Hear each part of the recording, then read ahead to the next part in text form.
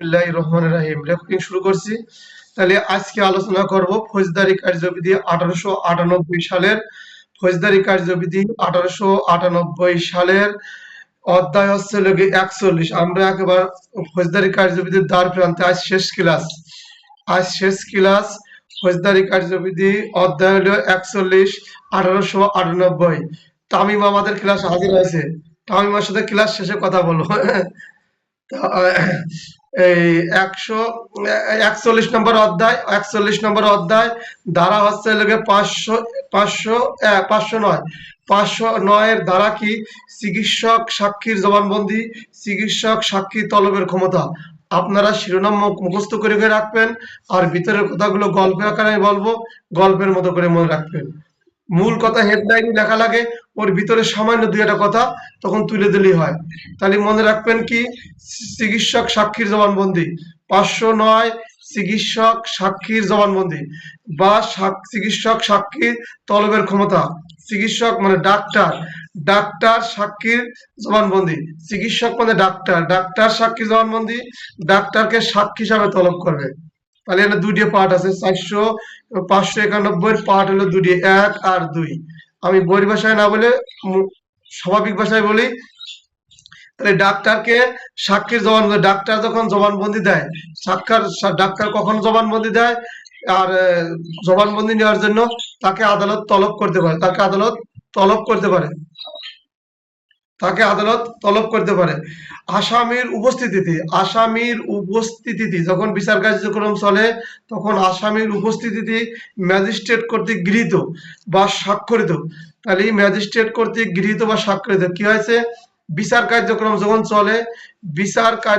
যখন চলবে, ম্যাজিস্ট্রেট আসামির উপস্থিতিতে ম্যাজিস্ট্রেট ওই যে ডাক্তার বা চিকিৎসক যে রিপোর্ট করে, তিনি তার ওই রিপোর্ট বা উনি সরাসরি উপস্থিত হয়, ওই ডাক্তার বা চিকিৎসক সরাসরি উপস্থিত হয়ে তিনি তার জবানবন্দি দিতে পারেন, অথবা তিনি উপস্থিত না হলেও তার জবানবন্দি আদালত গ্রহণ করে নেয়। এটা কিভাবে বলছে ব্যাখ্যা করে বলে। বাংলা হচ্ছে এই জয় বা তহিদ একজন অনলাইনে এসে আসেন, একজন ভিডিও মুডে আসেন, তিনজনের একজন ভিডিও মুডে আসেন। তাহলে চিকিৎসক সাক্ষীর জবানবন্দি, চিকিৎসক সাক্ষী তলবের ক্ষমতা, তাহলে আসামির উপস্থিতি ম্যাজিস্ট্রেট কর্তৃক গৃহীত বা স্বাক্ষরিত। সিভিল সার্জন বা অন্য চিকিৎসক সাক্ষীর জবানবন্দি তাহার সাক্ষ্য হিসাবে ডাকা না হইলেও অনুসন্ধান বা বিচারের সাক্ষ্য হিসাবে দাখিল করা যাইবে। এখানে পরিভাষা বললাম, এখন বাংলা আছে। ওই যে ডাক্তার বা চিকিৎসক বা সিভিল সার্জন, এদেরকে আদালত তলব করতেও পারে সাক্ষী হিসাবে। আসামি যখন বিচার কার্যক্রম চলে, তখন আদালতে আসামি উপস্থিত আছে, ওই সময় আসামি বলতে পারে কই সে ডাক্তার কই বা চিকিৎসক কই, সিভিল সার্জন কই। কিন্তু আইনি বলা আছে এই ম্যাজিস্ট্রেট ওই যে তার গৃহীত ওই ডাক্তারের যে রিপোর্ট, ওইটা যে নথিভুক্ত করবে, ওইটা যে দেখবে, তখন আদালত ওই ম্যাজিস্ট্রেট ডাক্তার বা চিকিৎসক বা সিভিল সার্জনকে ডাকতেও পারে, নাও পারে। এটা আদালতের এখতিয়ার, আদালতের ইচ্ছাধীন স্বেচ্ছাধীন ক্ষমতা। তাহলে ওই ম্যাজিস্ট্রেট কি করবেন? যখন স্বাক্ষরিত বা গ্রহণ করবেন তার রিপোর্ট, ওই যখন আসামির উপস্থিতি ওই সাক্ষ্য যখন গ্রহণ করবেন বা রিসিভ করবেন, তখন ডাক্তার বা চিকিৎসকের জবানবন্দি নেওয়ার জন্য ডাক্তারকে হাজির হওয়া লাগতেও পারে, নাও পারে। হাজির হবে বা হতেও পারে, নাও পারে। তাহলে 509 এর 1 কি বলছে? আসামির উপস্থিতিতে ম্যাজিস্ট্রেট কর্তৃক গৃহীত চিকিৎসক বা সিভিল সার্জনের যে সাক্ষ্য দেবে বা যেটা লিপিবদ্ধ করছে, ওই বিষয়ে তিনি সরাসরি ডাকতেও পারেন বা নাও পারেন। ম্যাজিস্ট্রেট তাকে ডাকেও তলব করে জবানবন্দি নিতে পারে, নাও পারে। সাধারণত আমাদের যে ডাক্তার যারা বিশেষজ্ঞ বা বিষধর, এরা যে স্বীকারোক্তি দেয়, বিবৃতি দেয়, এদের বিবৃতিরা কিন্তু কোনো পক্ষপাতিত্ব না, কোনো আসামি বা বেবাদী পক্ষের না। ওরা নিরপেক্ষ পক্ষের থেকে ঘটনা কি ঘটছিল, এরা এই বিষয়ে কি হয়েছে এই বিষয়ে বক্তব্য দেয়। ওরা কে অপরাধী, কে বাদী, কে বেবাদী এগুলো দেখে না, যে বাদী বেবাদী এরা এগুলো দেখে না, এরা হলো ঘটনা কি ঘটছে, উনি পরীক্ষা নিরীক্ষা করে কি পাইছে সেই বিষয়, ওই বিষয়টা ওই রিপোর্টটা যখন নথিভুক্ত করবে তখন ওই ডাক্তার সিভিল সার্জন ম্যাজিস্ট্রেট তলব করতেও পারে, তলব না করেও এটা নথিভুক্ত করতে পারেন এবং বিচারে প্রাসঙ্গিক অপ্রাসঙ্গিক সেটা সাক্ষ্য আইনি পাবনে। তারপরে 2 কি বলছে, 409 কি বলছে, আদালত উপস্থিত আদালত উপযুক্ত মনে করলে এইরূপ সাক্ষীকে আহ্বান করিতে এবং তাহাকে সাক্ষ্য বিষয়বস্তু সম্পর্কে তাহার জবানবন্দি গ্রহণ করিতে পারবেন। তা আদালত প্রথমে কি বলছে, ওই ব্যক্তিকে চিকিৎসক সিভিল সার্জন বা ডাক্তারকে তলব করে নিয়ে এসে তার ওই জবানবন্দি আসামির উপস্থিতিতে লিপিবদ্ধ করছে। আর 409 কি বলছে, উপস্থিত হওয়ার দরকার নাই, ওনার অনুপস্থিতিতেই ওই চিকিৎসক ডাক্তার বা সিভিল সার্জনের অনুপস্থিতিতেই তার এই যে রিপোর্ট তা গ্রহণ করতে পারে বিচার কার্যে বিচারক সাক্ষ্য হিসেবে গৃহীত বা স্বাক্ষরিত করতে পারেন এবং বিচার কার্য ওইটা তিনি প্রাসঙ্গিক না অপ্রাসঙ্গিক ওখান থেকে সে বিষয়ে অনুধাবন করতেন।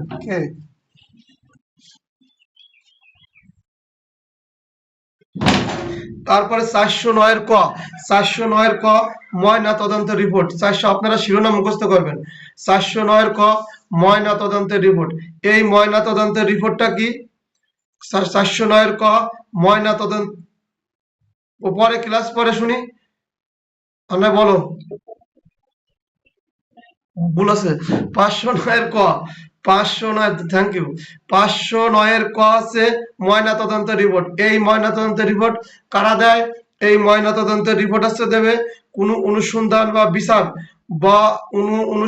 বা বিচার ময়না তদন্ত রিপোর্ট সাক্ষ্য হিসেবে ব্যবহার করা হয়।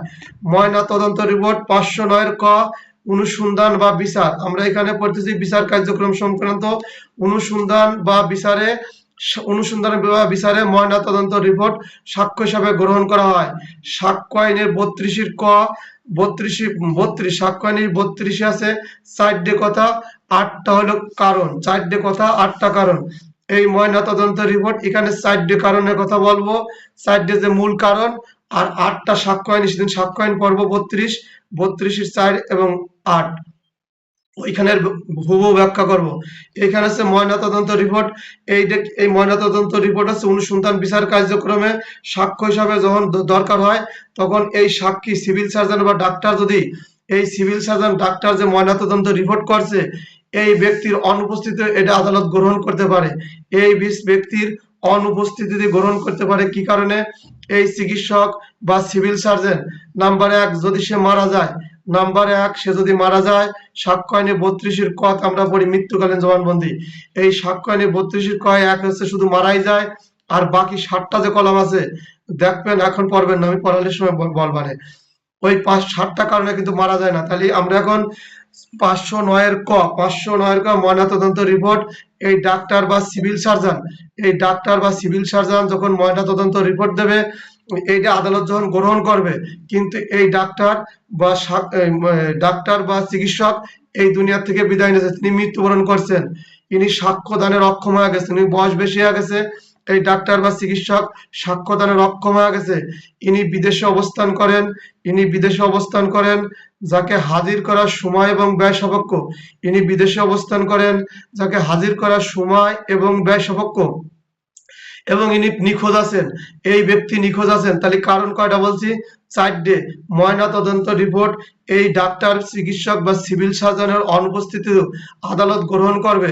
এই অনুপস্থিতির কারণটা কি, এই অনুপস্থিতির কারণ ওই ডাক্তার বা সিভিল সার্জন বা চিকিৎসক মারা গেছেন, মৃত্যুবরণ করছেন, উনি সাক্ষ্যদানের অক্ষম হয়ে পড়ছেন। 2, উনি সাক্ষ্যদানের অক্ষম হয়ে পড়ছেন, উনি বিদেশে অবস্থান করছেন, যাকে হাজির করার সময় এবং ব্যয় সাপেক্ষ।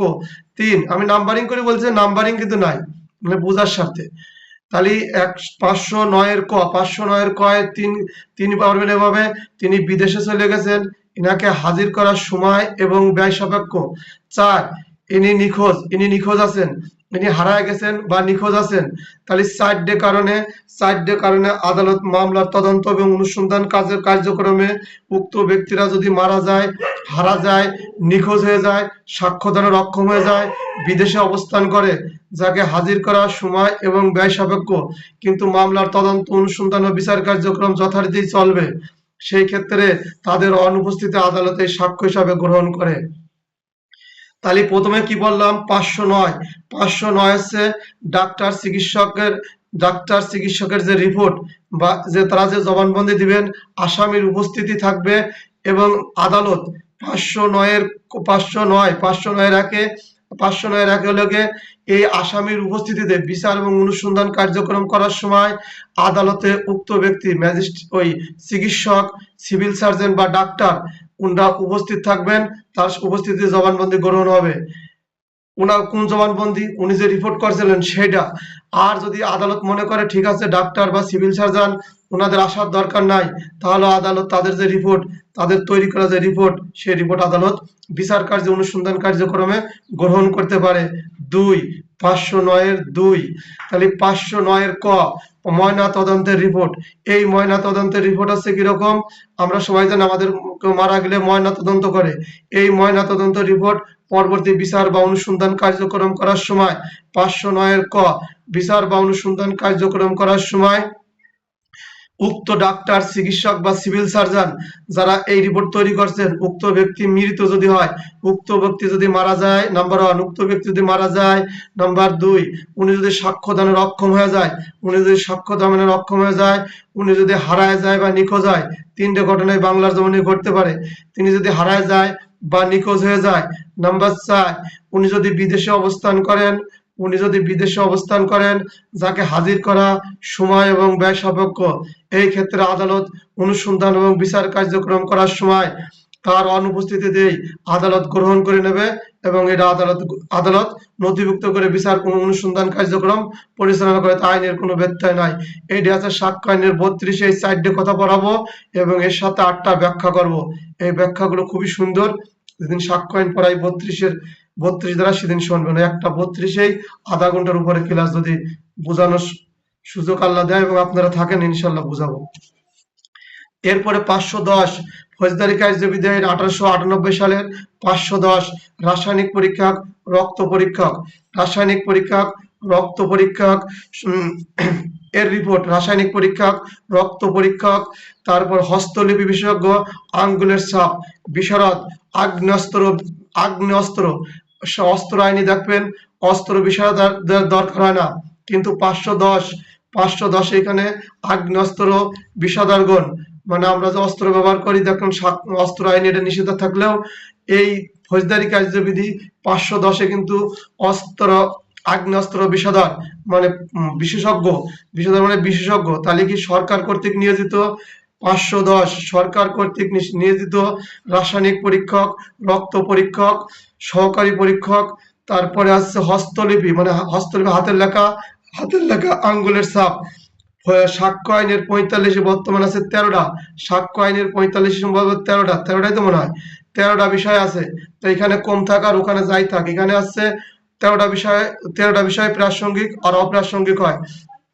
তাহলে আমরা এখন পড়তেছি ফৌজদারি কার্যবিধি 1898 সালের 510 রাসায়নিক পরীক্ষক, রক্ত পরীক্ষক, তারপর হস্তলিপি, সরকার কর্তৃক যারা নিয়োজিত, আঙ্গুলের ছাপ, আগ্নেয়াস্ত্র বিষাদর, এই রিপোর্ট করে আদালত তলব না করেও তাদের কথিত রিপোর্ট আদালত সাক্ষ্য হিসাবে গ্রহণ করতে পারে। আদালত তা প্রাসঙ্গিক হয় সাক্ষ্য আইনে। তাহলে আদালত কি বলছে, সরকার কর্তৃক নিয়োজিত আপনারা পড়বেন হেডলাইন 510-এর রাসায়নিক পরীক্ষক, রক্ত পরীক্ষক, এইভাবে শিরোনামটা মুখস্থ রাখবেন আর আমি ভিতরে বলতেছি, রিডিং পড়বেন। রাসায়নিক পরীক্ষক, রক্ত পরীক্ষক, হস্তলিপি, হাতের আঙ্গুলের ছাপ, অস্ত্র বিষাদরের এরা যে রিপোর্ট করে, গবেষণা করে, পরীক্ষা নিরীক্ষা করে যে রিপোর্ট দেয়, এই রিপোর্ট দিয়ে আদালতে ওদের উপস্থিত হওয়ার দরকার নাই। এই সরকার কর্তৃক যারা নিয়োজিত, এদেরকে আদালতে উপস্থিত হওয়ার দরকার নাই। এদের রিপোর্ট আদালত বিচার কার্যে বা অনুসন্ধান কার্যক্রমে গ্রহণ করতে পারে এবং এর উপর ভিত্তি করে বিচার কার্যক্রম বা অনুসন্ধান কার্যক্রম পরিচালনা করেন। তাদের তলব করার আদালতের দরকার হয় না। রাসায়নিক, তাহলে 510 হচ্ছে রাসায়নিক পরীক্ষক, রক্ত পরীক্ষক, হেডলাইন মুখস্থ করে রাখবেন। রাসায়নিক পরীক্ষক বা রক্ত পরীক্ষক, সরকার কর্তৃক নিয়োজিত রাসায়নিক পরীক্ষক, সহকারী রাসায়নিক পরীক্ষক, রক্ত পরীক্ষক, হস্তলিপি, হস্ত, তারপরে আঙ্গুলের ছাপ, অস্ত্র বিষয়ধর, এই ব্যক্তিগুলো যে রিপোর্ট তৈরি করে, পরীক্ষা নিরীক্ষা করে, এই ব্যক্তিগুলো যে রিপোর্ট করে, পরীক্ষা নিরীক্ষা করে, এইগুলো এইগুলো এইগুলো হচ্ছে কি প্রমাণ করার জন্য উক্ত ব্যক্তিকে আদালতে তলব করার দরকার হয় না। তাদের যে রিপোর্ট বা প্রতিবেদন আদালতে প্রেরণ করে, ওইটাই আদালত গ্রহণ করে বিচার এবং অনুসন্ধান কার্যক্রম পরিচালনা করে। তাহলে 509 হচ্ছে পড়বেন চিকিৎসক সাক্ষী জবানবন্দি গ্রহণ, চিকিৎসক সাক্ষীর জবানবন্দি গ্রহণ। 509 ক পড়বেন ময়নাতদন্ত রিপোর্ট। ময়নাতদন্ত রিপোর্ট তো বুঝতেই পারছেন, ওই ব্যক্তিগুলো কখনো মারা গেছে, হারা গেছে, সাক্ষ্যদানের অক্ষম হয়ে গেছে, বিদেশে অবস্থান করছে, যাকে হাজির করার সময় এবং ব্যবসাপক্ষ তাদেরকে হাজির না করেও তাদের রিপোর্ট আদালতে বিচার কার্য অনুসন্ধান কার্যক্রম ব্যবহার করতে পারে। এরপরে চলে যাবো হচ্ছে 523, পড়া শেষের দিকে, একেবারে সহজ হয়ে গেছে ইনশাল্লাহ, আলহামদুলিল্লাহ। ফৌজদারি কার্যবিদ্যা শেষ হয়ে যাবে। 523 কি বলছে? ফৌজদারি কার্যবিধি আইনের 51 ধারায় দেহ তল্লাশি, কেন 52 লেখে নাই কেন? মনে রাখবেন, স্কুল কলেজে আমরা সবাই পড়াশোনা করছি, হাই স্কুলে কিন্তু ছেলে মেয়ে উভয় পড়ে, গার্লসে কিন্তু মেয়ে ছেলেরা পড়ে না। ঠিক 51 ছেলে হাই স্কুলের মতো, ওখানে দেহ তল্লাশি, আর নারী হলে 52 দেহ তল্লাশি। ঠিক আছে, তাই 51 ধারায় গৃহীত, তাহলে 52 ধারায় কি? 51 করলে 52 ওর ভিতরেই থাকে, ওর 52 ওর ভিতরে থাকে বলেই গণ্য হয়। কথাটা ঠিক আছে না? যাক, তাহলে 51 ধারায় গৃহীত হলে 52 ধারায় কি? নোয়াখালী প্রশ্ন আসতে পারে, তখন মনে করবেন এটা হাই স্কুল, এখানে ছেলে মেয়ে উভয় পড়ে, এটা গার্লস না, 52 হলো গার্লসের মতো, শুধু নারী পড়ে। তাহলে 51 ধারায় গৃহীত চুরাই মাল বা পুলিশ, চুরাই মাল গৃহীত বা আটক মাল, পুলিশ যে সমস্ত মালামাল উদ্ধার করে চুরাই গৃহীত বা ডিউটি করার সময়, দেখেন এর আগে একটা প্রশ্ন হয়েছিল 2023 সালে মোটর সাইকেল ফেলাতেও চলে গেছে, তাই না? এখন এটা কি মাল, এটা আপনার কার্যক্রম কি? এই 523, 24, 25 থেকে এর বিবরণ পুলিশ আইনের 25, 26, 27 যে সমস্ত কথা লেখা আছে, বুঝে শুনে, বেশি লেখা লাগে না, মূল ধারাগুলো সঠিক থাকলেই হয়ে যাবে। তাহলে কি 523 হলে গৃহীত বা চুরাই মাল আটকের পর পুলিশ যে পদ্ধতি অনুসরণ করবেন, গৃহীত বা চুরাই মাল, এটা পুলিশ কি ধরনের পদ্ধতি অবলম্বন করবেন? আসলে 51 ধারায় যে আমরা মানুষটাদের গ্রেফতার করছিলাম, ওর দেহ থেকে আপত্তিকর অস্ত্র শস্ত্র উদ্ধার করছিলাম, কিন্তু সে লোকটা ধরতে পারি নাই, অথবা সে চলে গেছে, বা আপত্তিকর যে জিনিসগুলো কি ধরনের ব্যবস্থা করা যাবে সেই বিষয়ে বলছে। তাহলে চুরাই মাল সন্দেহযুক্ত বা সন্দেহ সৃষ্টি করে এরকম কোনো মালামাল পুলিশ অফিসার পালে, সেটা তা হেফাজতে নেবেন, সেটা তিনি হেফাজতে নেবেন এবং ম্যাজিস্ট্রেটকে জানাবেন, ম্যাজিস্ট্রেট উক্ত বিষয়ে ব্যবস্থা গ্রহণ করবেন। তাহলে প্রথমে আমরা হেফাজত নেই বা জব্দ তালিকা করে, ওই 103-এর জব্দ তালিকার এখানকার সেসব আলাদা। তাহলে আমরা ওইটা হেফাজত নেবো, ওর একটা তালিকা তৈরি করে ম্যাজিস্ট্রেটকে অবহিত করব। ম্যাজিস্ট্রেটকে অবহিত করা লাগবে। ম্যাজিস্ট্রেট যে নির্দেশ যেভাবে পরিচালনা করে সেইভাবে পরিচালিত হয়। নাম্বার 2, 523-1 বলছে যে 51 ধারা বা চুরাই বা পুলিশ অফিসার যে বেওয়ারিশ মালামাল পায়, ওইগুলো তারা হেফাজত নেয়। পুলিশ অফিসার আমরা স্বাভাবিকভাবে হেফাজত নেই, ওর একটা তালিকা তৈরি করে তা ম্যাজিস্ট্রেটকে জানানো হয়। ম্যাজিস্ট্রেট পরবর্তী কি কার্যক্রম নেবে? 523-2 যদি অজ্ঞাত হয়, যদি ওই মালামাল অজ্ঞাত হয়, ম্যাজিস্ট্রেট যেই রূপ উপযুক্ত মনে করে, 523-2 ওই মালটা যদি অজ্ঞাত হয়, ওই ব্যক্তি বা কোনো ব্যক্তিকে খুঁজে পাওয়া যায় না, ওর মালিকানা খুঁজে পায় না, তাহলে 523-2 বলছে যদি অজ্ঞাত হয়, মালিক খুঁজে পাওয়া যায় না, সেক্ষেত্রে ম্যাজিস্ট্রেট যেই রূপ উপযুক্ত মনে করবেন সেই রূপ নির্দেশ দেবেন বা সেই রূপ ঘোষণা জারি করবেন।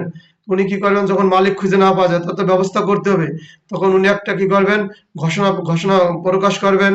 ঘোষণা প্রকাশ করার 6 মাসের মধ্যে দাবিদার তার দাবি উপস্থাপন করবে।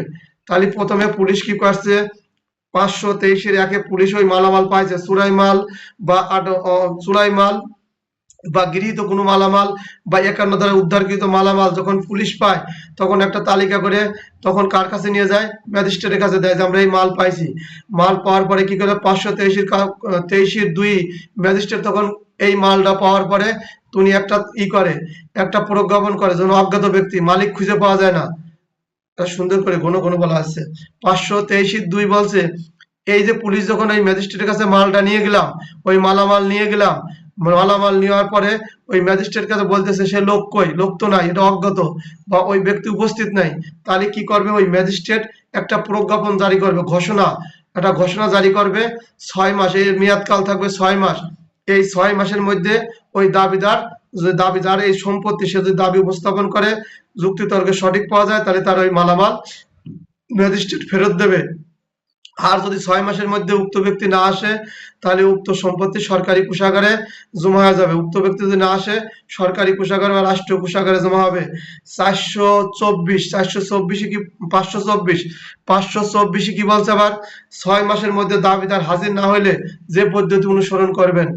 যদি 6 মাসের মধ্যে উনি দাবিদার হাজির না হয়, তাহলে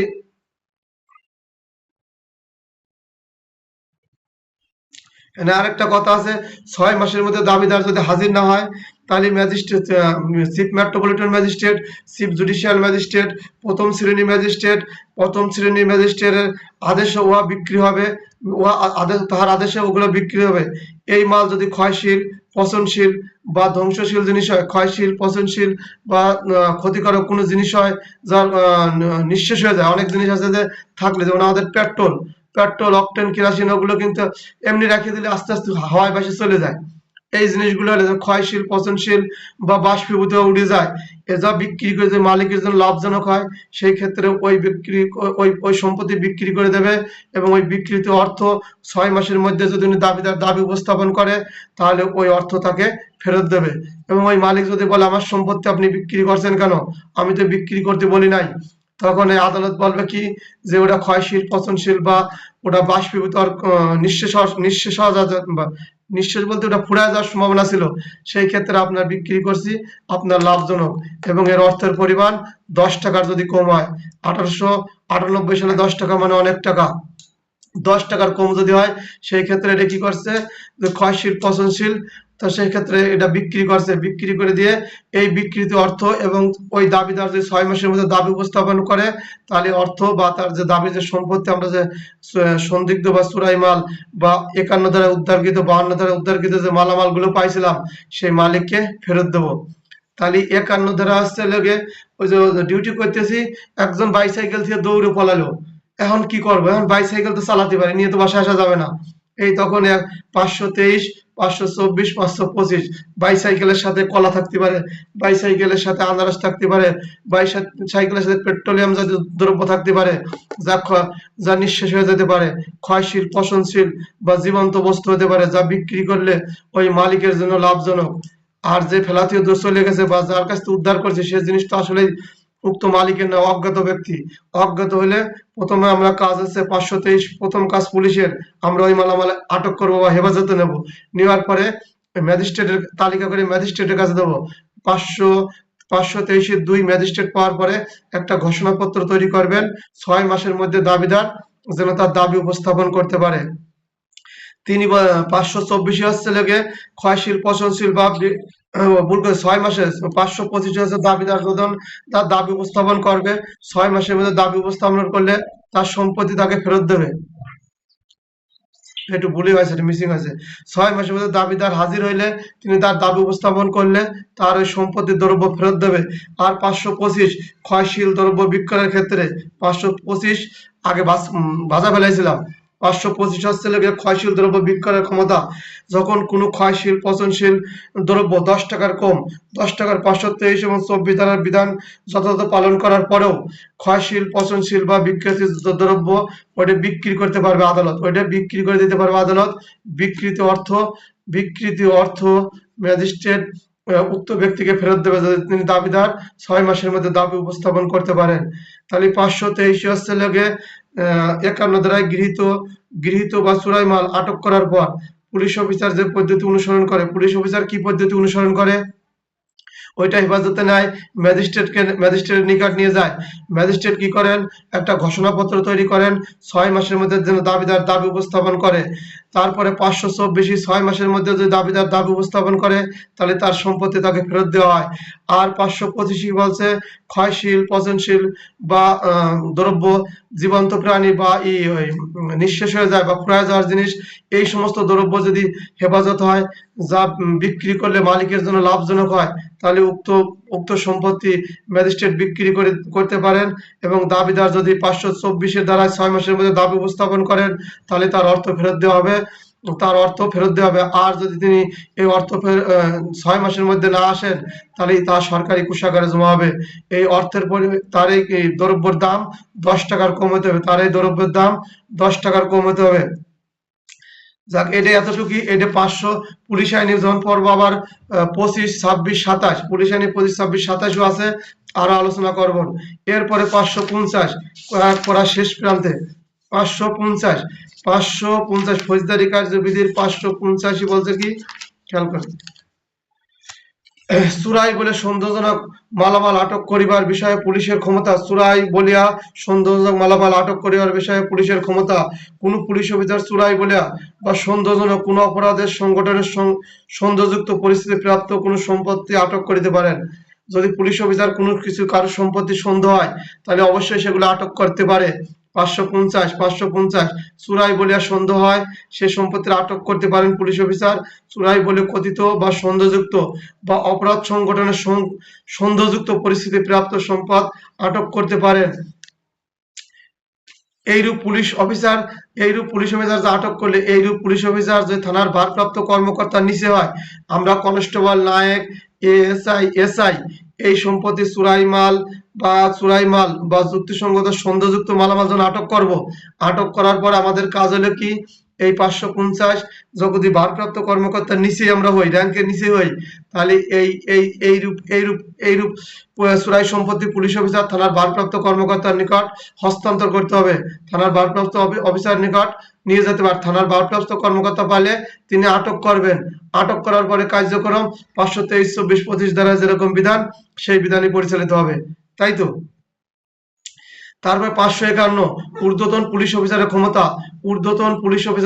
551, এখানে তেমন বোঝার কিছু নাই। ঊর্ধ্বতন পুলিশ অফিসারের ক্ষমতা, থানার ভারপ্রাপ্ত কর্মকর্তা তার থানা এলাকায় যেরকম ক্ষমতা প্রয়োগ করতে পারেন, থানার ভারপ্রাপ্ত কর্মকর্তা তার থানা এলাকায় যেরকম ক্ষমতা প্রয়োগ করতে পারেন, থানার ভারপ্রাপ্ত কর্মকর্তার ঊর্ধ্বতন পদের কর্মকর্তা, থানার ভারপ্রাপ্ত কর্মকর্তা থেকে ঊর্ধ্বতন কর্মকর্তা ঠিক একই ক্ষমতা প্রয়োগ করতে পারেন। থানার ভারপ্রাপ্ত কর্মকর্তা যেরকম ক্ষমতা প্রয়োগ করতে পারেন, থানার ভারপ্রাপ্ত কর্মকর্তার ঊর্ধ্বতন কর্মকর্তা ঠিক একই ক্ষমতা প্রয়োগ করতে পারেন। তবে খেয়াল রাখবেন, যে কোনো ঊর্ধ্বতন কর্মকর্তা হলে হবে না, তিনি ওই ঊর্ধ্বতন কর্মকর্তা ওই এলাকারই দায়িত্বপ্রাপ্ত হতে হবে। যেমন আমাদের যশোর জেলা ধরেন, ঢাকা জেলা ধরেন, আর সিলেট জেলা ধরেন, এই যে জেলার যে থানাগুলো আছে, ওই থানার ভারপ্রাপ্ত কর্মকর্তা ঠিক তার যে জুডিশিয়াল যে সার্কেল, যে পুলিশ সুপার, উনি পারবেন। অন্য জেলার পুলিশ সুপার, অন্য জেলার অন্য সার্কেল কিন্তু আরেক থানায় যাতা পারে না, সেই কথাটাও নিষেধ করা আছে। যে স্থানীয় এলাকায় নিযুক্ত, যে ঊর্ধ্বতন কর্মকর্তা, তার স্থানীয় এলাকা আবার নিযুক্ত হতে হবে, তিনি এই ক্ষমতা প্রয়োগ করতে পারবেন। কথা ঠিক আছে? এমসিকিউ থানার ভারপ্রাপ্ত কর্মকর্তা যে ক্ষমতা প্রয়োগ করতে পারেন, তার ঊর্ধ্বতন কর্মকর্তা ঠিক একই ক্ষমতা প্রয়োগ করতে পারেন। তাহলে কি, তারপরে বলছে কি ব্যতিক্রমটা কি, মনে করেন যে কোনো ঊর্ধ্বতন হলে হবে না, যিনি স্থানীয় এলাকায় নিযুক্ত, তিনি ওই স্থানীয় এলাকা আবার নিযুক্ত হতে হবে। সেই ক্ষেত্রে ওই ব্যক্তি এই থানার ভারপ্রাপ্ত কর্মকর্তার ক্ষমতা প্রয়োগ করতে পারেন। তাহলে ঊর্ধ্বতন পুলিশ কর্মকর্তার ক্ষমতা, থানার ভারপ্রাপ্ত কর্মকর্তা তার থানা এলাকায় যেমন রকম ক্ষমতা প্রয়োগ করতে পারেন, ঠিক থানার ঊর্ধ্বতন কর্মকর্তা একই ক্ষমতা প্রয়োগ করতে পারেন। সে যদি স্থানীয় এলাকায় নিযুক্ত, সেই যে স্থানীয় এলাকায় নিযুক্ত, সেই এলাকায় সর্বত্রই এই ক্ষমতা তিনি প্রয়োগ করতে পারবেন। এবার চলে যাও 565 বড় আছে। 565 শেষ ধারা, ফৌজদারি কার্যবিধি আইনের 565 শেষ ধারা। এই দেখেন তফসিল বলি না, অনেক সময় আপনারা তফসিল বলেন, এই যে তফসিল, খেয়াল করেন, তফসিল এলো প্রথম তফসিল বাতিল। এই দেখেন দ্বিতীয় তফসিল কত সুন্দর করে লেখা, এটা পড়বেন, এটা সুন্দর করে লেখা আছে। অফলাইনে থাকেন, এলো তফসিল ফৌজদারি কাজ যদি 565 পরে তফসিল গুলো দেখবেন, এর 8টা কলাম আছে। দ্বিতীয় তফসিল আমাদের বারবার লাগে, আমরা মানে এই কথার বাকি ফাঁকে উচ্চারণ করি কথাগুলো। বোঝা থাকলে মুখস্থ, আইন মুখস্থ করার অত তেমন কিছু না, খালি শুধু মুখস্থ করবেন, ভিতরে এগুলো গল্প। তাহলে পূর্ববর্তী দণ্ডিত অপরাধীর ঠিকানা অবগত করা আদেশ। পূর্ববর্তী দণ্ডিত ঠিকানা অবগত করা আদেশ, ওই যে বিনা পরোয়ানায় গ্রেপ্তার করে পুলিশ অফিসার 565, ভুল করেছে 565(3), এই কথাটা লেখা ছিল কোথায়? 54 ধারার 8 ফৌজদারি কার্যবিধি আইন 54(8)। যদি 565 ধারার বিধান কেউ লঙ্ঘন করে, পুলিশ অফিসার বিনা পরোয়ানায় গ্রেপ্তার করে। পড়ছি না এটা? এখন সেইটাই পড়ো। 565-তে কি বলছে? পূর্বে দণ্ডিত অপরাধীগণের ঠিকানা অবগত করার আদেশ। পূর্ব দণ্ডিত যদি যে সমস্ত লোক আছে, তাদের ঠিকানা অবগত করতে হলে কি আদেশ দেশে দেখেন? 565(1)(ক), 565(1)(ক, এভাবে আপনারা পড়বেন না, আপনারা পড়বেন 565(3). আমি লেকচার দিচ্ছি বলে সহজ করার জন্য বলে যাচ্ছি। 565(1)(ক) বলছে কি? বাংলাদেশে কোনো আদালত কর্তৃক দণ্ডিত, বাংলাদেশে কোনো আদালত কর্তৃক দণ্ডিত মানে এলো পূর্বে দণ্ড ভোগ হয়েছে, পূর্বে দণ্ডিত অপরাধীর ঠিকানা, এই ঠিকানা সংক্রান্ত বিষয়। তাহলে কি বলছে? বাংলাদেশে কোনো আদালত কর্তৃক দণ্ডিত 215 কি বলছে? চুরাই মাল, অপহৃত মাল উদ্ধার করার জন্য যদি কোনো লোক বকশিস চায়, অনেকের ফোন টোন চুরি হয় না, তো মোবাইল চুরি হয় বা কিছু চুরি হলে বলে না আমি আপনার ওইগুলো উদ্ধার করে দিচ্ছি, টাকা দেন। এই যে টাকাটা চাইলে বকশিস চায়, এই ব্যক্তি 215 যখন দণ্ডিত হয়, এলো তার অপরাধ। এই তাহলে 215 হচ্ছে দণ্ডবিধি আইনের কথা বললাম। 400 আর 489 ক, 489 খ, 489 গ, 489 ক, খ, গ এলো মুদ্রা নোট সংক্রান্ত বিষয় অপরাধ, মুদ্রা নোট সংক্রান্ত অপরাধ। এছাড়া অধ্যায় 12 কি? 230 দণ্ডবিধি আইনের অধ্যায় 12 230 থেকে 263 ক, মুদ্রা সংক্রান্ত, অর্থ বা টাকা পয়সা সংক্রান্ত যে অপরাধ, জাল জালিয়াতি আছে, মুদ্রা, টাকার জাল জালে, মুদ্রা সংক্রান্ত 230 থেকে 263 12 অধ্যায় এবং 17 অধ্যায় কত? চুরির থেকে শুরু হয় 378, চুরির অধ্যায় 17 অধ্যায় 378 থেকে 462 ক পর্যন্ত, 462 ক পর্যন্ত বাংলাদেশ আদালত কর্তৃক দণ্ডিত হয়েছে। এই ব্যক্তি হয়েছে কি? দণ্ডিত হয়েছে, এই ব্যক্তি হয়েছে অপরাধে দণ্ডিত হয়েছে। অপরাধগুলো হয়েছে 215, 489 ক, খ, গ, ঘ, 12 অধ্যায় এবং 17 অধ্যায় দণ্ডবিধির ধারা বললাম। এই ধারায় উক্ত ব্যক্তি অপরাধ হয়েছে। অপরাধ হওয়ার পরে কি করছে? আসেন ভিতরে যাই। এর বিচার করছে হচ্ছে হাইকোর্ট বিভাগ, দায়রা আদালত। এর বিচার হয়েছে হাইকোর্ট বিভাগ, দায়রা আদালত, মেট্রোপলিটন ম্যাজিস্ট্রেট, প্রথম শ্রেণী ম্যাজিস্ট্রেট। হাইকোর্ট বিভাগ, দায়রা আদালত, মেট্রোপলিটন ম্যাজিস্ট্রেট, প্রথম শ্রেণী ম্যাজিস্ট্রেট কর্তৃক ইনি দণ্ডিত হয়েছে বা যাবজ্জীবন কারাবাস বা কারাদণ্ডে দণ্ডিত হয়েছে। ইনার অপরাধ বা শাস্তি হয়েছে, দণ্ডিত হয়েছে কিরকম? যাবজ্জীবন কারাবাস বা যে কোনো দণ্ডে দণ্ডিত হয়েছে, মৃত্যুদণ্ড ব্যতীত যে কোনো দণ্ডে দণ্ডিত হয়েছে। দণ্ডিত হওয়ার পরে কি বলছে?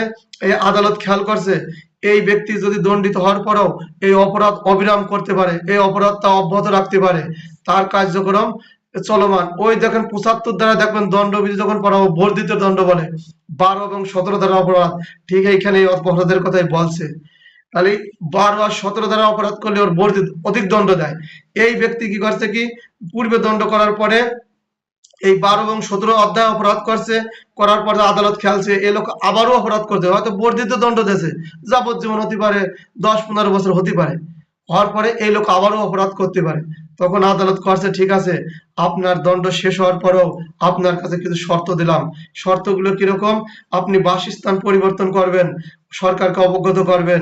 আপনি বাসস্থান থেকে যখন অনুপস্থিত থাকবেন তখন সরকারকে অবগত করবেন। মূল পড়াটা কি? মূল পড়া এখন বলতেছি। 565(3), 565(3)-এ এই লোক যে পূর্বে দণ্ড ভোগ করছে, করার পরে আদালত ওকে বলছে কি আপনি এই দণ্ড ভোগ করার পরেও কিছু শর্ত মানে চলবেন, কারণ আপনার তো বর্ধিত দণ্ড দেওয়া শেষ হয়ে যাচ্ছে। এরপরও আপনি কি করবেন? আপনার একটা শর্ত দিলাম, আপনি যখন বাসস্থান পরিবর্তন করবেন, এক জেলা থেকে আরেক জেলা বাড়ি করতে পারে না একটা লোক, এক ইউনিয়ন থেকে আরেক ইউনিয়নে বাড়ি করে। এখানে আমি চুরির মামলা অপরাধী, হেয় প্রতিপন্ন হলাম, আমি বাড়ি বউ বাচ্চা নিয়ে আমি অন্য জেলা অন্য গ্রামে বাড়ি করলাম। স্বাধীন দেশে এরকম করা যায়। আপনার যত বাড়ি করার শখ আপনি করবেন, এটাই স্বাধীনতা। তো এই যে বাড়ি করতে গেছে, এই বাড়ি করতে গেছেন, সমস্যা নেই, আদালত বলছে ঠিকানা পরিবর্তন যখন করবেন তখন আদালত থানাকে অবগত করবেন, সরকারকে অবগত করবেন। এরপরে আপনি যখন অনুপস্থিত থাকবেন, এক স্থান থেকে অন্য স্থানে বাসায় থাকবেন না, সেটাও আদালতকে অবগত করবেন। কিন্তু এই ব্যক্তি কি করছে, আদালতকে যখন অবগত না করে, আদালতকে যখন অবগত না করে, তো আদালত যখন অনুপস্থিত থাকে বা বাসা পরিবর্তন করে ফেলায়, এই ব্যক্তি যখন বাসা, ফৌজদারি কার্যবিধি 565(3), এই দণ্ডিত ব্যক্তি কি করছে, দণ্ড খাটার পরে, এই ব্যক্তিকে দণ্ড কিন্তু খাটা শেষ, দণ্ড খাটার পরে ইনি বাসস্থান পরিবর্তন করছে বা বাসায় অনুপস্থিত আছে, এই ক্ষেত্রে পুলিশ তাকে বিনা পরোয়ানায় গ্রেপ্তার করে। 565(3), সামান্য কথা, এখন অতখানি কথা না, অল্প করে বুঝি।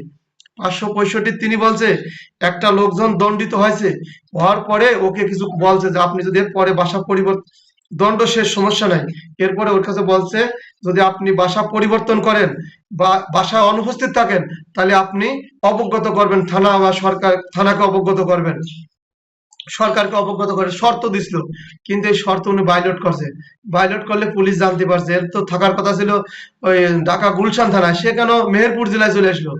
এই যে ওদের থানাকে অবগত করলো না, ওই স্থান, বাসায়, ওর বাসায় ঘুমানোর কথা, ও কেন অমুক জায়গা চিটাগাং যা ঘুমায়? এই ক্ষেত্রে পুলিশ ওকে বিনা পরোয়ানায় গ্রেপ্তার করে। 565(3) পুলিশ অফিসার বিনা পরোয়ানায় গ্রেপ্তার করতে পারে তার স্থান যখন পরিবর্তন করে, বাসস্থান যখন পরিবর্তন করে, বা সে অন্য স্থানে অনুমতি ছাড়া যেন অন্য স্থানে, কি বলছে, বাসস্থান হয়তো অনুপস্থিত, এই যে বিজ্ঞপ্তি করতে হবে, এই বিজ্ঞপ্তি না করে সরকারকে না জানায় যখন তিনি এই কাজটা করে ফেলায়, তখন আদালত কি করে, পুলিশ অফিসার তাকে বিনা পরোয়ানা করে। বিনা পরোয়ানা কখন করছিলাম? 54(8), তখন 54(8) পুলিশ অফিসার যখন বিনা পরোয়ানায় গ্রেপ্তার করছিল, ফৌজদারি কার্যবিধির 565(3) দ্বারা বিধান যখন লঙ্ঘন করে পুলিশ অফিসার, তখন তাকে বিনা পরোয়ানায় গ্রেপ্তার করে। পড়ছিলাম না, যা পাইছে।